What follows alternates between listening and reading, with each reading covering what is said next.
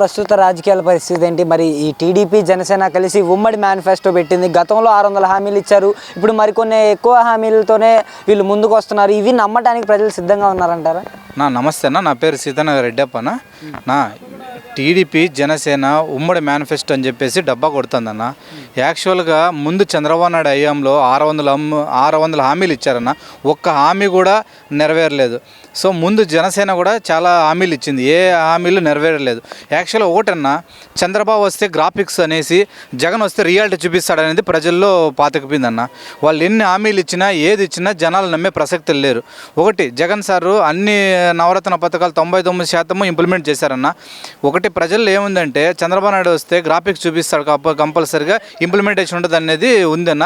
ఈ ఉమ్మడి మేనిఫెస్టో అనేది ప్రజల్లో ఎలాంటి అసలు ప్రభావం చూపదు అనేసి నేను అనుకుంటున్నాను అన్న. కాదు, జగన్మోహన్ రెడ్డి గారు మేనిఫెస్టో పెడితే నమ్మారు, చంద్రబాబు నాయుడు గారు పవన్ కళ్యాణ్ గారు కలిసి పెడితే ఎందుకని నమ్మరు మీరు? అవునన్నా, గత ప్రభుత్వంలో ఆయన ఇచ్చిన హామీలు నెరవేర్చింటే ఈరోజు ప్రజల్లో అభినందనలు ఉండేటివన్నా, భరోసా ఉండేది.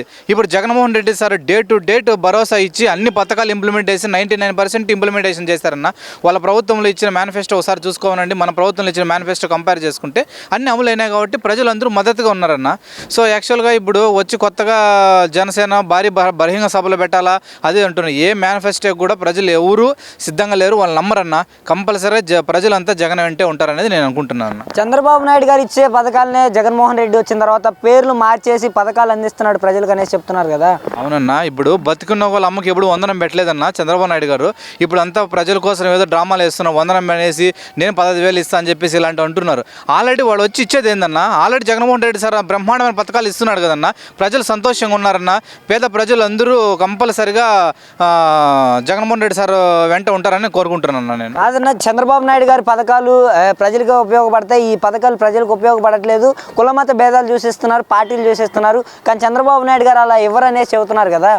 అన్నా చూడన్నా, ఇప్పుడు ఏ సచివాలయంలో ఎంక్వైరీ చేసుకోండి, ఆఖరికి జగన్ సార్ ఓటు వేయని వాళ్ళకి కూడా కంపల్సరీగా ఓటు వేయని వాళ్ళకి కూడా పథకాలు అందుతున్నాయన్న వాలంటీర్ల ద్వారా.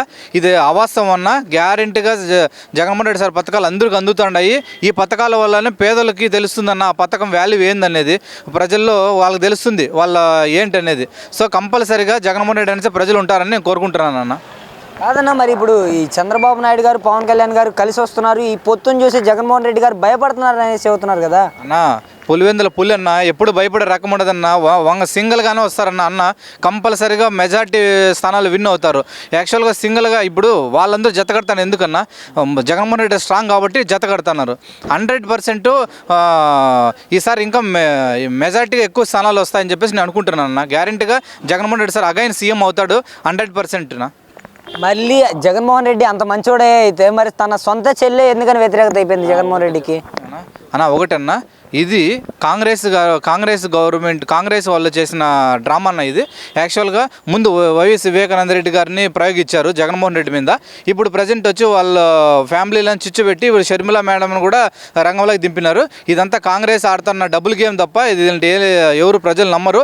ఆ మాట్లాడేది ఇన్ని రోజులు తెలంగాణలో ఉద్ధరించేస్తానని చెప్పి పోయారు, అక్కడ ఏం చేసింది లేదు, ప్రజలంతా నెట్టేంటి ముంచేసి ఇప్పుడు ఆంధ్రప్రదేశ్కి వచ్చేసి నేను ఇక్కడ కాంగ్రెస్ ఆశయాలు నెరవేరుస్తానంటే, ఆల్రెడీ కాంగ్రెస్ ఆశయాలు నెరవేర్చేదాని అయితే వైఎస్ రాజశేఖర రెడ్డిని ఎఫ్ఐఆర్ల పేరు నేమ్ పెట్టిన తర్వాత ఎందుకు ఆ పార్టీకి ఆమె సపోర్ట్ చేస్తాను సార్? ఆమె వారసరాలు అయితే కంపల్సరీగా ఇది ఓన్లీ ప్యాకేజ్ కోసం చేస్తాడచ్చు తప్ప ఈ చిత్తశుద్ధి ఉంటే అప్పుడు స్టార్టింగే కాంగ్రెస్ విధానాలు పట్టుకొని ప్రజల్లోకి రావాల్సింది. ఇప్పుడు వచ్చి కొత్తగా డ్రామా వేస్తాను, ఎవరు నమ్మే స్థితిలో లేరు. షర్మిల ప్రభావం ఆంధ్రప్రదేశ్ ఎట్టి పరిస్థితులు ఉండదన్న.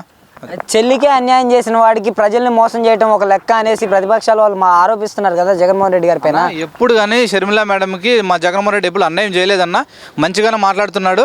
ఇప్పటికి కూడా ఇంత విమర్శలు చేసినా జగన్ సార్ ఎప్పుడు ఒక మాట కూడా విమర్శ చేయలేదు. సో ఒకటి, ఆమె కుటుంబ కలహాలు, ఆమె సొంత ప్రయోజనాల కోసం ఆమె కామెంట్ చేస్తాను తప్ప ఆమె సొంత ప్రయోజనాలకి కాంగ్రెస్ జగన్మోహన్ రెడ్డి సార్ మీద ఆమె అలా మాట్లాడుతుంది. చంద్రబాబు నాయుడు వెనక కాంగ్రెస్ ఉన్నారని మేము అనుకుంటున్నామన్నా. కాదు 2019 ఎన్నికల్లో ఏమోనో 2019 ఎన్నికల్లో షర్మిల గారిని పాదయాత్ర కోసం ఉపయోగించుకున్నారు వైఎస్ఆర్సీపీ వాళ్ళు. అప్పుడు పార్టీ కోసం ఉపయోగించుకొని పార్టీ నుంచి వెళ్ళగొట్టిన తర్వాత ఆమె కాంగ్రెస్లో చేరటం జరిగింది అనేసి చెబుతున్నారు కదా. ఒకటన్నా ఇప్పుడు జగన్మోహన్ రెడ్డి సార్ జైలుకు పోయిన తర్వాత భారతమ్మ గారు పాదయాత్ర చేయాలని నిర్ణయించుకుంటే వాళ్ళకంటే ముందు వచ్చి బయట వచ్చి వీళ్ళు ప్రకటించుకొని నేనే పాదయాత్ర చేస్తానని చెప్పేసి వచ్చిందని వాళ్ళ సొంత అనుచరుడే కొండ రాఘవరెడ్డి సారు నిన్నే మీడియా ముందర చెప్పారు. సో ఆమె విశ్వనాథ్ అని చెప్పేసి ఆయనే చెప్తున్నాడు. సో ఆమె ఏంటంటే ఆమె వచ్చేసి కాంగ్రెస్ ట్రాప్లో పడిందన్న. కాంగ్రెస్ ఎట్లా చెప్తే టీడీపీ ఎట్లా చెప్తే అట్లా గేమ్ ఆడుతుందన్న. సో ప్రజలు ఎవరు నమ్మరు ఆమెని. కంపల్సరిగా ఆమె కూడా తెలంగాణ ఎట్లయితే పార్టీ సర్దుకొని వెళ్ళిపోయిందో ఇప్పుడు కాంగ్రెస్లో కూడా ఈ ఎలక్షన్స్లో కొట్టే దెబ్బకు ఆమె పర్మనెంట్గా రాజకీయ సన్యాసం తీసుకుంటుందని అనుకుంటాను అన్న నేను. మరి ఇప్పుడు చంద్రబాబు నాయుడు ఈ పార్టీలన్నీ ఏకమవుతుంది చూసి జగన్మోహన్ రెడ్డి గారు భయపడుతున్నారు అనేసి అంటున్నారు కదా అన్న.